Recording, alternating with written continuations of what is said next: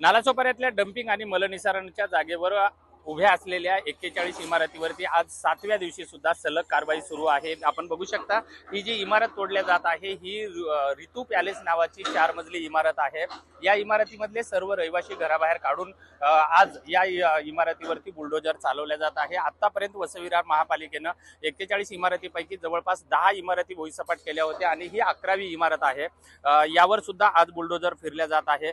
माझ्यासोबत या ठिकाणचे अतिक्रमण विभागाचे प्रभारी उपायुक्त दीपक सावंत आहेत। सर, काय सांगणार एकंदरीत कशा पद्धतीची कारवाई सुरू आहे?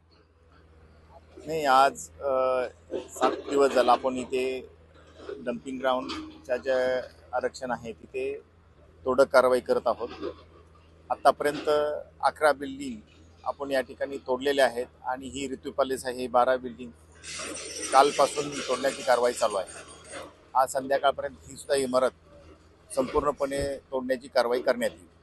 ओके सर, ही कारवाई आणखी किती दिवस पुढे चालू राहणार आहे? कारण सांगितलं जात होते की आज 31 तारखेपर्यंत कोर्टाचे आदेश आहेत। नाही, आपण 31 तारखेपर्यंत पोलीस बंदोबस्त कारवाईसाठी घेतला होता।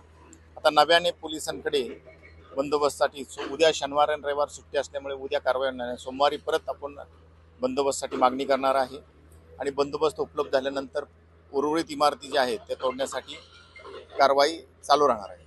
या जे शिल्लक इमारती आहेत, आता जवळपास 29 इमारती शिल्लक आहेत, या सर्व इमारतीवर कारवाई होईल?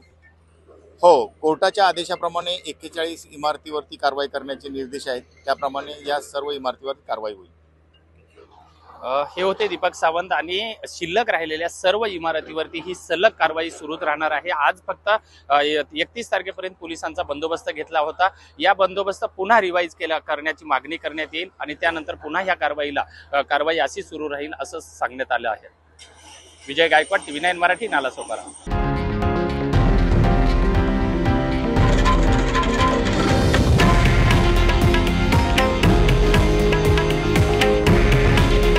हे आहे देशातील नंबर 1 न्यूज नेटवर्क आणि आपण पाहत आहात TV9 मराठी।